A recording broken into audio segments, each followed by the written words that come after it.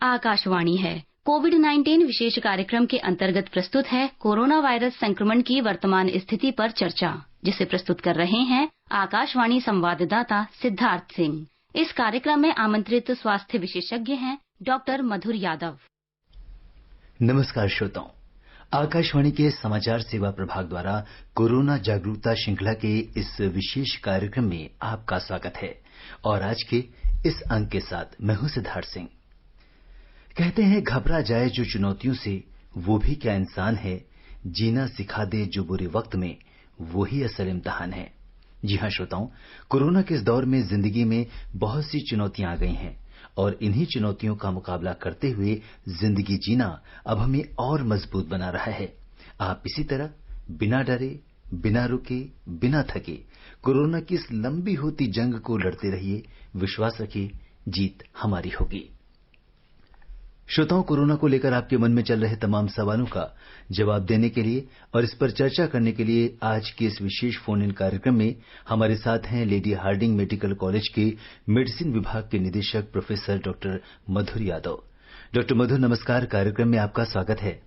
नमस्कार श्रोताओं, अब कोरोना से संबंधित सवाल हमारे आज के एक्सपर्ट से टोल फ्री नंबर 1800-115767 और 011-233-14444 पर पूछ सकते हैं। आप हमारे ट्विटर हैंडल @AIR News पर #AskAIR पर अपने सवाल पोस्ट कर सकते हैं।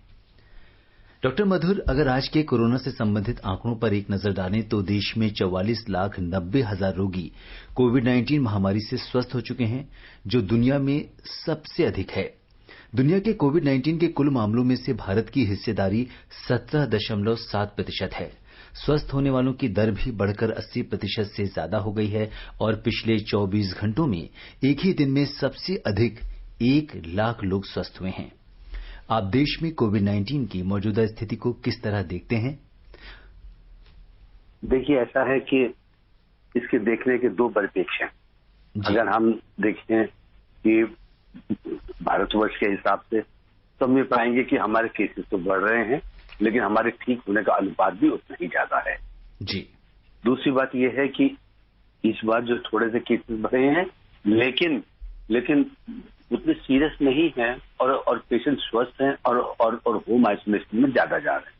जी। अगर हम इसको विश्व के परिप्रेक्ष्य में देखें तो पाएंगे कि बढ़ तो रहे हैं केसेस, लेकिन उनकी रफ्तार अब कुछ कम हो गई है। एक आध जगह छोड़ के, खासतौर से यूरोप में, ब्रिटेन में, जहां पर की केसेस की संख्या बढ़ती जा रही है और ज्यादा बढ़ रही है।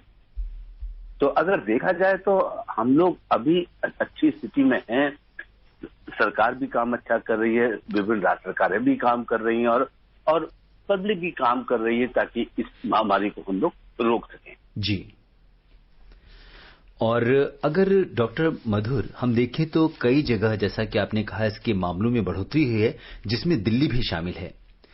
और अगर हम देखते हैं कि दिल्ली और मुंबई जैसे महानगरों में क्या हम ये कह सकते हैं कि इसका पीक आ चुका है और धीरे धीरे अभी थोड़े से मामले बढ़े हैं, लेकिन धीरे धीरे ये डिक्लाइन होगा और कम हो जाएगा? देखिए, जिस तरीके से हम लोग देखें तो हमारे भारतवर्ष में जो पिछले 3-4 दिन का जो ट्रेंड है वो बता रहा है कि केसेस थोड़े से कम है। हम लोग 97 तक चले गए थे, आशा करते थे 1 लाख केस होंगे, लेकिन अब वो धीरे धीरे फिर वापस आना शुरू हुआ है, कम होना शुरू हुआ है। तो लगता तो है कि कुछ कम हो रहे हैं, लेकिन दूसरी बात ये भी हो सकता है बीच में एक संडे आ गया था, कुछ लोग थोड़े से कॉशियस हो गए हैं, टेस्ट कम करवा रहे हैं। हालांकि सब लोग कोशिश कर रहे हैं, तो हमको लगता और अब लगता है कि कुछ कंट्रोल आना सा शुरू हुआ है। जी। और डॉक्टर मधुर, अगर हम देखें तो देश के कई हिस्सों में कई राज्यों ने दोबारा से लॉकडाउन किया है। कुछ जगह पार्शियल लॉकडाउन है, कुछ जगह फुल्ली लॉकडाउन है कुछ शहरों में। अगर हम देखें तो ये कितना कारगर होता है? देखिए सिद्धार्थ जी, ऐसा है कि जब भी लॉकडाउन होता है तो इसका एक मकसद होता है कि जो चेन चल रही है ट्रांसमिशन की, उसको रोका जाए। चेन रुकती है कम से कम 48 आवर्स का लॉकडाउन हो। आपने देखा होगा कुछ दिनों पहले एनसीआर में भी सैटरडे संडे का लॉकडाउन था। इसलिए होता है कि 2 कॉन्स्टिट्यूटिव डेज का मूवमेंट कम करके कुछ ट्रांसमिशन रोक सकें। पर हाँ, कुछ स्टेट ऐसी हैं जहां पर कि बहुत ज्यादा अभी भी इसका एपिडेमिक चल रहा है, स्पेशली महाराष्ट्र, जो कि 40% केसेस अभी भी कंट्रीब्यूट कर रहा है इंडिया की टोटल टैली में जी। बाकी और भी हैं, लेकिन नाम महाराष्ट्र का सबसे ऊपर आता है। तो अब ये तो विभिन्न राज्यों के ऊपर डिपेंड करता है कि वो अपने कैसे कंटेनमेंट जोन बनाते हैं, कैसे उनको डिफाइन करते हैं और कैसे रोकते हैं। जी डॉक्टर मधुर, कोरोना की जांच में मरीज की आवाज यानी वॉइस सैंपल के जरिए ये भी पता लगाने की कोशिश की जा रही है कि वॉइस सैंपल से हम ये बता सकें कि किसी व्यक्ति को कोरोना है या नहीं। और इसके लेडी हार्डिंग में भी टेस्ट हुए हैं, क्या कुछ इसके परिणाम रहे हैं या आपका अनुभव कैसा रहा है इसे लेकर? देखिए, ऐसा रहा है कि ये एक इजरायली प्रोजेक्ट था और उन लोगों ने लेडी हार्डिंग एक सेंटर बनाया था, एक उन्होंने पूना में बनाया था। उन्होंने देखा था कि पेशेंट्स को जिनको की कोरोना भी पॉजिटिव होता है, उनकी वॉइस में क्या फर्क होता है, क्या फर्क आता है। और वो इन्होंने एक आर्टिफिशियल इंटेलिजेंस से एक मॉड्यूल बनाया था, यदि किसी को कोरोना है कि हम उसकी आवाज से पहचान सकते हैं। तो अभी ये काफी बड़ा प्रोजेक्ट था। कुछ बताते हैं साइंटिस्ट, कुछ उनको सफलता मिली है, लेकिन अभी ये पूरा जब आ जाएगा, एक तरीके से लॉन्च हो जाएगा, तब हम लोग इस पर ज्यादा अच्छी तरीके से बात कर सकेंगे। पर हाँ, इसके रिजल्ट बड़े प्रॉमिसिंग रहे हैं। जी, और अगर हम देखें डॉक्टर मधुर, तो कोरोना का समय काफी लंबा होता जा रहा है, काफी समय से लोग इसके साथ रह रहे हैं और धीरे धीरे कहीं न कहीं कुछ लोग ऐसे हैं जो ये कह रहे हैं कि ठीक है, अब जो होना होगा, वो इस एटीट्यूड के साथ रहते हैं कि अब जो होगा वो देखा जाएगा, और वो एहतियात नहीं बरत रहे हैं, जिसकी वजह से दूसरे लोगों को खतरा हो रहा है। ऐसे लोगों से आप क्या कहेंगे? देखिए, वैसा भी जो हमारा सेकंड पीक आया ना, या कह लीजिए हमारे जो केसेस बढ़े, पहले तो हम लोग 1.5-2 लाख 3 लाख पे थे और कहते थे कि सब कुछ ठीक हो जाएगा, भारत ने बड़ा अच्छा काम किया, कंटेन किया है। अचानक ये जो बढ़ा ना, ये सब लापरवाही का नतीजा था। हमने लॉकडाउन में उसका ईमानदारी से पालन नहीं किया। हम घूमने जाते थे और आज भी, अब तो लोगों में ये हो गया कि अरे आज जो होगा देखा जाएगा। ऐसा नहीं है, हमको इस वायरस के साथ जीना है जब तक कि वैक्सीन नहीं आ जाती है, और वैक्सीन आने में टाइम लगेगा। तब तक social distancing, respiratory etiquette, mask पहनना और 2 गज की दूरी रखना और अनावश्यक चीजों को न छूना, ये सब हमको प्रैक्टिस करना पड़ेगा। तभी हम इस महामारी से निजात पा सकते हैं, इसे कंट्रोल कर सकते हैं। अब जबकि डॉक्टर मधुर पूरी तरह से हम देखें तो इकोनॉमिक एक्टिविटीज शुरू हो रही हैं, वीकली हार्ट्स लगने लगी हैं, दुकानें पूरी तरह से खुल रही हैं और लोग भीड़ भाड़ वाली जगहों में जा रहे हैं, ऐसे में हमें वो क्या सावधानी रखनी चाहिए जिससे कि संक्रमण का खतरा कम से कम हो? अभी जो आपने बताया था कि चलता है एटीट्यूड, वो असल में क्या है, सरकार ने भी सोचा कि हम कब तक लॉकडाउन करेंगे, इकोनॉमिक एक्टिविटी भी तो कुछ होनी चाहिए। इसकी वजह से धीरे धीरे सब खोल दिया, लेकिन पब्लिक को शायद ये लगने लगा है कि अब वो जो एपिडेमिक आया था वो खत्म हो गया। ऐसा नहीं है सर, वो चल रहा है। आपको पूरी कोशिश करनी चाहिए, हर तरीके से बचाव करना चाहिए अपना, आपको मास्क पहनना चाहिए, और सबसे इम्पोर्टेंट तो ये कि मास्क पहनना चाहिए, और कोशिश करें अगर बहुत नित्यांत आवश्यक काम ना हो तो आप किसी भी हाट में, किसी भी बाजार में ना जाएं। जी, और डॉक्टर मधुर, जैसे हम देख रहे हैं, अगर खाने पीने की वस्तुओं की हम बात करें तो बाजार में जो बहुत सारी चीजें मिल रही हैं, एक हो गया पैक्ड आइटम, एक हो गया खुली चीजें जिसे अक्सर लोग खाते हैं, तो कितना सुरक्षित है ये, और ऐसे वक्त पे हमें क्या ध्यान रखना चाहिए जब हमें बाहर से खाना खाना हो? देखिए, ऐसा है कि प्रथम तो ये है कि हम बाहर से खाना ना खाएं, क्योंकि हमको नहीं मालूम है कि अगले आदमी ने खाना बनाते समय कितनी प्रिकॉशंस बरती। और फिर भी अगर ऐसा है तो मैं तो कहूंगा कि आप एहतियात बरतें, ज्यादा चीजों को ना छुएं, और एक चीज और है, जब भी खाएं गर्म खाना खाएं। जी। और हाथ धो के खाएं और अपने सारे एटिकेट रखें। बिल्कुल। अभी आज एक ताजी खबर थी कि कहीं से वो सूखी वाली स्क्विब आती है, जो मछली होती है जी, वो कहीं से बन के आई थी, ठंडी थी, कंटेनर में थी, प्रोसेस की और वहां लोगों को कोरोना हो गया। उन्होंने पाया कि उस मछली में भी कोरोना था जो कि ड्राइड थी, सूखी थी। इसलिए ये चीजें प्रोसेस फूड को बहुत कम खाने चाहिए, स्टोर फूड कम खाने, जहां तक हो सके ताजा खाएं, घर का खाना खाएं। बिल्कुल। और डॉक्टर मधुर, अगर आप देखें तो बाजार में अभी भी पानी पूरी का आनंद लेते हुए लोग दिखाई देते हैं, जो खुले में और उसी हाथ से वो अंदर डालते हैं और बड़े चाव से खाते हुए दिखाई देते हैं। तो ऐसा लगता है कि शायद कोरोना का खतरा इन पर नहीं है। जी, आप सही कह रहे हैं। और मैं तो कहूंगा कि उसका मजा ही अलग होता है, जो वो अपना हाथ घुमाता है और निकाल के एक एक पूरी सबको देता है। तो आप सही कह रहे हैं। बिल्कुल। तो हमें सावधान रहना है, सतर्क रहना है। और इस बीच डॉक्टर साहब, बहुत सारे हमारे कॉलर्स हमारे कार्यक्रम से जुड़ चुके हैं और हम रुक करेंगे मध्य प्रदेश में मुरैना का, जहां से हरविलास जी हमारे साथ फोन लाइन पे जुड़ चुके हैं। हरविलास जी नमस्कार, कार्यक्रम में आपका स्वागत है। नमस्कार सर। जी नमस्कार। मैं ग्राम तरसमा जिला मुरैना मध्य प्रदेश से हरविलास सिंह तोमर बोल रहा हूँ सर। जी, मेरा प्रश्न सर ये है कि अगर कोई कोरोना पेशेंट अपना अंग स्वेच्छा से दान करता है और इसके बाद उसकी मृत्यु हो जाती है, तो क्या उसके अंग को किसी अन्य मनुष्य में प्रत्यारोपण किया जा सकता है? जी डॉक्टर मधुर, बहुत महत्वपूर्ण सवाल कि अगर कोई किसी व्यक्ति को कोरोना है और उसके कारण उसकी मृत्यु हो जाती है तो क्या वो अंगदान कर सकता है? जी नहीं, मैं कहूंगा जी नहीं, क्योंकि वो इन्फेक्टेड होता है और जो उसको जब उसकी बॉडी को पैक करते हैं तो ट्रिपल लेयर में पैक करते हैं और बहुत सावधानी से पैक करते हैं, क्योंकि ये बहुत संक्रामक बीमारी है और इसका प्रत्यारोपण नहीं होता है। और डॉक्टर मधुर, कई बार लोगों के दिमाग में ये बात रहती है और परिजन जो हैं, अगर किसी व्यक्ति की कोरोना से मृत्यु हो जाती है तो बड़ा इंसिस्ट करते हैं बॉडी को लेकर, क्योंकि उसके एक प्रोटोकॉल्स अलग हैं और उसका एक दूसरे तरीके से जो है उनकी अंतिम क्रिया की जाती है। तो ऐसा क्यों है? इसके बारे में आप हमारे श्रोताओं को क्या बताएंगे? देखिए ऐसा होता है कि मृत्यु के बाद ना उस व्यक्ति को कोरोना था, उसकी मृत्यु हो गई। अब वो कोरोना तो उसके अंदर इन्फेक्शन तो है ना, तो हम चाहेंगे कि हम जब इस बॉडी को ट्रांसफर करें, हम इस बॉडी कहीं ले जाएं, तो हम इस तरह को इसको इतनी अच्छे से सील करें कि उससे किसी को इन्फेक्शन होने के चांसेस ना हो। और किसी को इन्फेक्शन कौन होता है? जो आदमी ट्रांसपोर्ट करता है, वार्ड बॉय हो, स्वीपर हो और जो एम्बुलेंस वाला हो, इन सबको इन्फेक्शन होने के चांसेस होते हैं। और दूसरा क्या होता है कि हम जब जाते हैं तो वहां पर भी जो हम लोग अंतिम क्रिया करते हैं, पूरी कोशिश करते हैं यही लोग उठा के वहां रखें और उसका अंतिम संस्कार कर दें।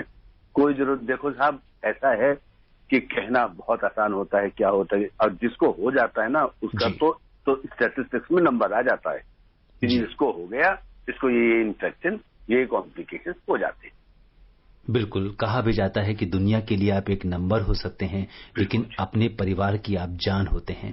इसलिए जो है आपको हमेशा सुरक्षित रहना है, दूसरों को भी सुरक्षित रहना है और इस मुहिम में कंधे से कंधा मिलाकर चलना है, क्योंकि यहाँ पे बात सिर्फ एक व्यक्ति की नहीं है। एक व्यक्ति से पूरा समाज इन्फेक्टेड होता है तो कम्युनिटी स्प्रेड की बात होती है। तो इसलिए न सिर्फ अपने लिए बल्कि अपने लोगों के लिए आपको मास्क लगाना है और सभी सावधानियों का पालन करना है। और इस बीच दिल्ली से हमारे साथ वजीर जी कार्यक्रम में जुड़ चुके हैं। वजीर जी नमस्कार, कार्यक्रम में आपका स्वागत है। जी नमस्कार। नमस्कार। सर, मैं ये पूछ रहा था सर कि ये जो अमेरिका वालों ने जो बनाया था टीका लगाने के लिए, उन्होंने इस्तेमाल नहीं किया अपने लोगों पे। क्या सर, मैं ये जान रहा हूँ क्या हिंदुस्तान में भी कोई ऐसा टीका बन रहा है क्या? और सर एक सवाल और है सर, मैं आज आ रहा था तो एक महिला अपने फोनों पे कह रही थी कि फिर लॉकडाउन लगने वाला है। क्या दिल्ली में 25 तारीख को क्या लॉकडाउन लगने वाला है? धन्यवाद। जी, आपका जो दूसरा सवाल है कि लॉकडाउन लगेगा या नहीं लगेगा, ये सरकार निर्धारित करती है, तो इसको सरकार पर छोड़ते हैं कि आगे वो क्या नीति बनाती है। लेकिन हाँ, ये जो आपका वैक्सीन के ऊपर सवाल है, ये जरूर मैं चाहूंगा डॉक्टर मधुर, इस समय हमारे देश में क्या स्थिति है, किन चरणों में वैक्सीन का जो मैन्युफैक्चरिंग है, क्योंकि हमारे पूरे विश्व में अगर हम देखें तो पूरे विश्व की नजरें हमारे देश के ऊपर लगी हुई हैं। 60% टोटल जो विश्व में वैक्सीन का प्रोडक्शन होता है वो हमारा देश करता है। तो क्या कुछ चल रहा है हमारे देश में इसे लेकर? देखिए, ऐसा है कि वैक्सीन की ट्रायल चल रही हैं और ये जो बाहरी कंपनी है, स्पेशली यूके में चल रही है, यूएस में चल रही है, फ्रांस में चल रही है और वो साथ साथ रशिया में चल रही है। इन सब कंपनीज ने इंडियन कंपनीज के साथ टाई अप किया है कि साहब आप भी हमसे नो हाउ टेक्नोलॉजी लीजिए और इसको आगे टेस्ट करिए। हमारे यहाँ भी फेज 2 फेज 3 ट्रायल चल रही है, जिसमें कि अब ये है कि ये फेज 3 ट्रायल थोड़ा लंबा होता है। इसमें क्या होता है, जो भी वॉलंटियर्स होते हैं उनको दिया जाता है, उनमें क्या असर आता है, कब तक एंटीबॉडीज रहती हैं, कब तक उनकी प्रतिरोधक क्षमता रहती है, कब वो डिसअपियर हो जाती है, कौन सी रहती है, ये सब चीजें मालूम चलती हैं। जो इन्होंने प्रश्न किया बड़ा अच्छा किया। ऐसा नहीं कि यूएस में वो हमारे यहाँ भी बन रही है, हमारे यहाँ भी ट्रायल्स चल रही है, हमारे यहाँ भी सब कुछ हो रहा है। और आपने बिल्कुल सही बताया कि 60% वैक्सीन तो हमारे यहाँ डेवलप हो रही हैं। हमारे में काफी कंपनी जो कि ये सब बना रही हैं। जब बन जाएगी तो फिर India would be the largest producer. और वो जो मेक इन इंडिया वाला सपना है वो सच हो जाएगा। बिल्कुल। और सबसे बड़ी बात डॉक्टर मधुर यहाँ पर यह है कि अगर कोई भी देश वैक्सीन बनाता भी है तो यहाँ पे एक हम वैक्सीन की मैन्युफैक्चरिंग को एक वैश्विक परिदृश्य में देखेंगे, क्योंकि अगर किसी देश के सभी लोगों को वैक्सीन देने की बजाय हम ये कर सकते हैं कि जो टारगेट जो हमारे जो सबसे ज्यादा जरूरत जिनको है उनको हम प्रायोरिटी सेट करें, उनको पहले वैक्सीन दें पूरे विश्व में और फिर हम सबको देने की बात करें।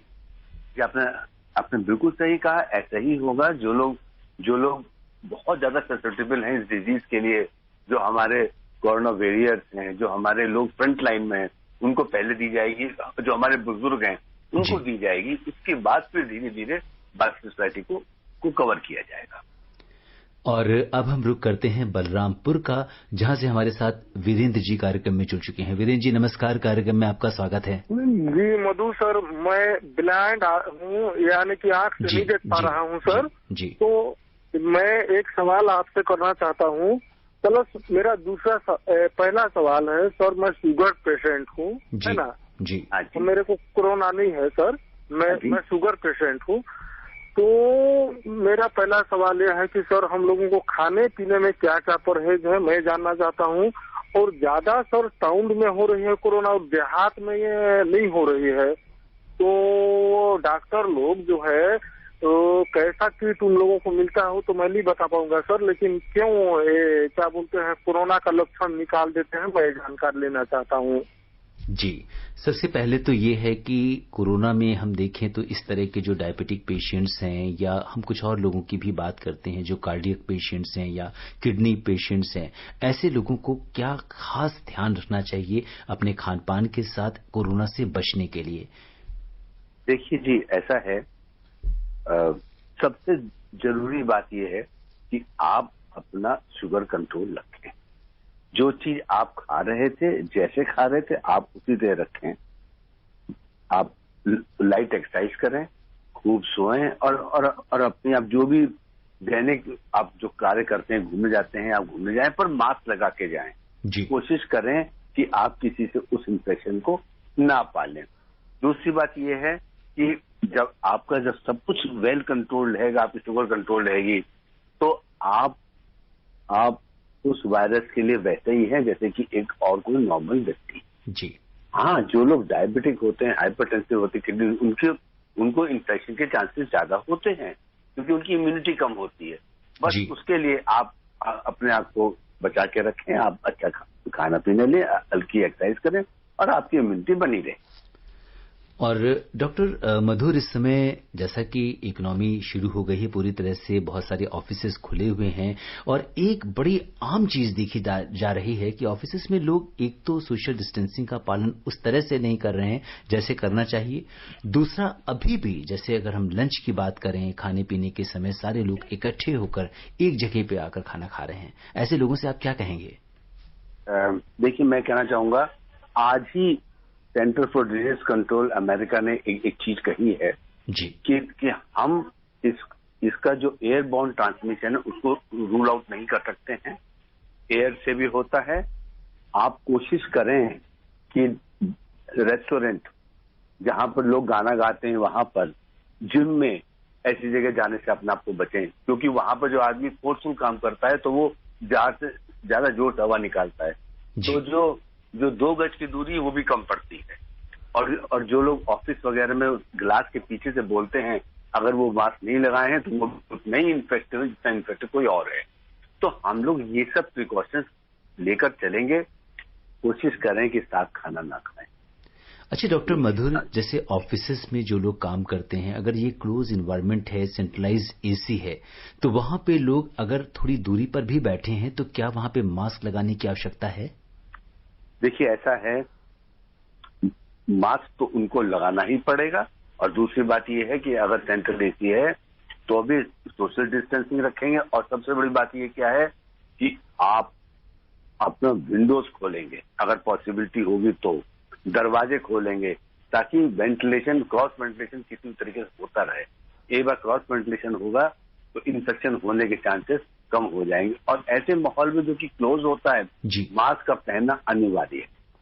बहुत महत्वपूर्ण बात आपने हमारे श्रोताओं को बताई डॉक्टर साहब, क्योंकि इस समय बहुत सारे लोग अपने ऑफिसेस में दोबारा से जाना शुरू हो गए हैं और वहां का जो इन्वायरमेंट है, वहां पे जैसा कि आपने बताया कि अगर क्लोज इन्वायरमेंट है, अगर आप थोड़ी सी सोशल डिस्टेंसिंग के साथ भी हैं तो भी क्लोज इन्वायरमेंट में मास्क को आपको लगाए रहना है। और अब हम बात करते हैं बड़ौत से महेश शर्मा जी कार्यक्रम में जुड़ चुके हैं। महेश जी नमस्कार, कार्यक्रम में आपका स्वागत है। नमस्कार जी। जी सवाल पूछिए अपना। सवाल है जी, हमारे जो बुजुर्ग हैं जो मानसिक रूप से परेशान हो चुके जी, अब उनके लिए क्या निर्देश है, कैसे उनके जीवन में सुधार होगा? जी डॉक्टर मधुर, जो ये बहुत मतलब महत्वपूर्ण बात है कि जो हमारे बुजुर्ग हैं वो घरों में हैं, अभी बाहर नहीं जा रहे हैं, जो और उनकी जो एक दिनचर्या थी, आज वो ठहाके जो आप जॉगर्स पार्क में देखते थे, सुबह बहुत सारे बुजुर्ग इकट्ठा होते थे, अपने दुख सुख की बात करते थे, क्योंकि उनके जो वहां पे साथी थे वो रोज मिलना होता था। आज हम उसको कहीं ना कहीं मिस करते हैं, तो इसका प्रभाव कहीं ना कहीं उनके मन पे भी पड़ा है। तो ऐसे में हम उन्हें कैसे मतलब क्या कुछ करें कि वो बुजुर्ग दोबारा से अपने पहले जैसे हालात में आए? देखिए, ऐसा है कि अब क्योंकि धीरे धीरे से अब अनलॉकडाउन शुरू हो गया है, हम कोशिश कर सकते हैं कि हम मास्क पहना के उनको धीरे धीरे से बाहर निकालना शुरू करें। और अगर कुछ ना हो पाए तो कम से कम उनसे दूरभाष से, टेलीफोन से उनसे बात कर लें, मोबाइल से उनसे बात कर लें, वीडियो कॉलिंग कर लें। क्योंकि देखिए, जो अपना इकोसिस्टम होता है ना हर एक व्यक्ति का, वो बहुत जरूरी होता है उसके सर्वाइवल के लिए। उसके दोस्त, वो पनवाड़ी, वो रिक्शे वाला, ये सब बड़ा जरूरी होता है सोसाइटी में। इसलिए वो चाहे तो उनसे बात कर सकते हैं, धीरे धीरे बाहर निकल सकते हैं, किसी के गाइडेंस से चल सकते हैं, ये बात। जी बिल्कुल, बहुत इम्पोर्टेंट बात डॉक्टर मधुर आपने कही कि अपने बुजुर्गों का आप ध्यान रखें। वो घर पे हैं, बहुत सारे लोग बाहर जा रहे हैं, लेकिन जो व्यक्ति घर में उसी क्लोज एनवायरनमेंट में है, उसे भी कुछ चेंज की जरूरत है। तो जो सुरक्षित जगह हैं वहां आप उन्हें ले जा सकते हैं, और जो परिवार के लोग हैं थोड़ा समय उन बुजुर्गों के साथ जरूर बिताएं। जो अब नियर डियर वंस हैं उनको फोन करते रहें, उनको वीडियो कॉलिंग करते रहें उनके साथ। और कई बार ऐसा देखा गया है कि पिछले दिनों डॉक्टर मधुर, लॉकडाउन में भी कहीं ना कहीं आपको बहुत बुजुर्गों से बात करने का मौका मिला है, और आपको लगा है कि जीवन की आपाधापी में आप इतने ज्यादा व्यस्त हो गए कि कभी आपने पलट के देखा ही नहीं कि एक जिंदगी घर में और है। इतना लंबा उनका जिंदगी का अनुभव रहा है। बिल्कुल सही कहते हैं, बिल्कुल सही। और अब हम बात करते हैं राम आश्रय जी से। हेलो राम आश्रय जी नमस्कार, कार्यक्रम में आपका स्वागत है। हाँ हेलो सर, नमस्ते। नमस्कार जी। हाँ डॉक्टर साहब से हमारा प्रश्न है कि न तो भारत में इंजेक्शन बना है, न टैबलेट बनी है, न वैक्सीन बनी है। डॉक्टर लोग जो है जब चेक करते हैं किसी को सर्दी हुई है, किसी को खांसी हुआ है, ठीक है जी जी जी उसको कोरोना में घोषित कर देते हैं और उसको पकड़ ले जाते हैं, तो उसको क्वारंटीन में करके जो है कौन सा इंजेक्शन, कौन सा टैबलेट, कौन सा जो है वो वैक्सीन देते हैं? जी, ये एक डॉक्टर मधुर शायद पूरी जानकारी के अभाव के कारण, तो इसीलिए आकाशवाणी पे हमारी हमेशा यही कोशिश होती है कि आप जैसे एक्सपर्ट जब आते हैं और लोगों के मन में इस तरह की जो भ्रम की स्थितियां हैं कि उनको पकड़ के ले जाते हैं, उनको किसी को फीवर आ गया तो उसे हम ले गए, उसका एक प्रोटोकॉल है, एक प्रोसेस है। डॉक्टर मधुर क्या कहना चाहेंगे ऐसे लोगों से? मैं बताता हूँ इनको। देखिए साहब, ऐसा है कि जब कोई बीमार होता है हम लोग देखते हैं, एक सस्पिशन में रखते हैं और हम लोग कोशिश करते हैं कि अगर ये बीमार हैं तो आपके घर में कोई और बीमार ना हो जाए। हम उनको एक और जगह ले जाते हैं और फिर टेस्ट के हिसाब से उनका इलाज करते हैं। यदि वो पॉजिटिव आ जाते हैं तो उसका जो प्रोटोकॉल है वो फिक्स प्रोटोकॉल है। ना तो हम ये कहते हैं कि हम कुछ उनका इलाज नहीं करते हैं, हम लोग अपने हिसाब से इलाज करते हैं। उसमें हमको फिर आपसे पूछने की जरूरत नहीं है। नहीं सर, मैं ये जानना चाहता हूँ कि उसको कौन सा इंजेक्शन, कौन सा टैबलेट या कौन सी वैक्सीन दी जाती है? आप सुनिए तो सही ना। ऐसा होता है कि हम लोग जो टैबलेट होता है, जो इंजेक्शन होता है वो किस स्टेज में है और बीमारी के कौन से फेज में, उसके हिसाब से दी जाती है। अगर मैं आपको बता दूं कि सभी फ्लेवर देते हैं या हम डेक्सामेथासोन देते हैं या हम XYZ देते हैं। जी डॉक्टर साहब, सबसे बड़ी बात ये है कि एक सेट प्रोटोकॉल है और किसी व्यक्ति की जांच के बाद ही अगर वो पॉजिटिव आता है, ले गए थे तो उनको जो है केवल जो है ये काढ़ा पिलाया जा रहा था, दालचीनी, लौंग, तुलसी के पत्ता। चलिए ठीक है, आपकी बात हमने सुन ली है, आपकी बात हमने सुन ली है और हम इस बात को, आपका जवाब भी डॉक्टर साहब ने आपको बता दिया है। जी बिल्कुल, डॉक्टर साहब ने आपकी बात को बता दिया है। अब हम डॉक्टर साहब से और बातें भी करेंगे और बातें भी जानना चाहते हैं। डॉक्टर मधुर, धीरे धीरे हमारा कार्यक्रम का समय समाप्त हो रहा है। हम आपसे ये जानना चाहेंगे कि चलते चलते आप हमारे श्रोताओं को क्या टिप्स देना चाहेंगे कि किस तरीके से एक नटशेल में आप अगर हमें बता पाएं कि कोरोना से बचाव के लिए हम क्या कर सकते हैं? देखिए चलते चलते मैं कहना चाहूंगा, हमने काफी कुछ सीखा है इन 9-10 महीनों के दौरान में कि कोरोना एक ऐसी बीमारी है जो हम लोगों का जल्दी पीछा नहीं छोड़ेगी। हमको पूरी सावधानी बरतनी है। अभी भी हमको सोशल डिस्टेंसिंग करना है, हमको मास्क पहनना है और हमको रेस्पिरेटरी एटिकेट रखने हैं। बार बार मुंह पर हाथ नहीं लगाना है और हमको लापरवाही नहीं बरतनी है। इस लापरवाही की वजह से ही बहुत लोगों को दोबारा और रेट ऑफ इन्फेक्शन बढ़ गया है। मैं फिर चलते सिर्फ एक ही बात कहना चाहूंगा कि बचाव भी इसकी वैक्सीन है जब तक कि इसकी असली वैक्सीन नहीं आ जाती। बिल्कुल डॉक्टर मधुर, आप बार बार बचाव पर जोर दे रहे हैं, बार बार इस बात पर जोर दे रहे हैं कि हमें मास्क लगाना है और जिसको आप हमेशा कहते हैं कि ये एक अपने आप में एक सोशल वैक्सीन है जिसका प्रयोग करने से हमारा कोरोना से बचाव हो सकता है। और अब समय इजाजत नहीं दे रहा कि हम इस चर्चा को आगे बढ़ाएं। चलते डॉक्टर मधुर, आप कोविड-19 के इस विशेष कार्यक्रम से जुड़े और आपने हमारे श्रोताओं के प्रश्नों का उत्तर दिया। आपका बहुत बहुत धन्यवाद। Thank you sir, thank you so much. नमस्कार श्रोताओं, आज के अंक में बस इतना ही। चलते चलते आपसे यही कहेंगे कि पहुंचते हैं मंजिल तक जो चलना जानते हैं, चमकते हैं वही तारे जो जलना जानते हैं, फतह करते हैं हर मंजिल को वो अपने हौसलों से, जमाने में जो गिरकर भी संभलना जानते हैं। श्रोताओं, आप कोरोना से जंग में अपना हौसला यूं ही बनाए रखिए और हमारे एक्सपर्ट ने आपको जो भी एडवाइस दिया है, जो भी सलाह दिया है, उसे मानते रहिए और जब भी मेरा ख्याल आए अपना बहुत बहुत ख्याल रखिएगा। इसी कामना के साथ दीजिए मुझे अनुमति। नमस्कार। कोविड-19 विशेष कार्यक्रम के अंतर्गत अभी आप सुन रहे थे कोरोना वायरस संक्रमण की वर्तमान स्थिति पर चर्चा, जिसे प्रस्तुत कर रहे थे आकाशवाणी संवाददाता सिद्धार्थ सिंह। इस कार्यक्रम में आमंत्रित स्वास्थ्य विशेषज्ञ थे डॉक्टर मधुर यादव। ये कार्यक्रम आकाशवाणी के समाचार सेवा प्रभाग द्वारा प्रस्तुत किया गया। इसे आप हमारे mobile app news on AIR पर भी सुन सकते हैं। इस कार्यक्रम के संबंध में अपनी प्रतिक्रिया आप हमें ईमेल कर सकते हैं। पता है airnsdtalks@gmail.com। ये कार्यक्रम फिर से सुनने के लिए लॉग ऑन करें हमारी वेबसाइट newsonair.com।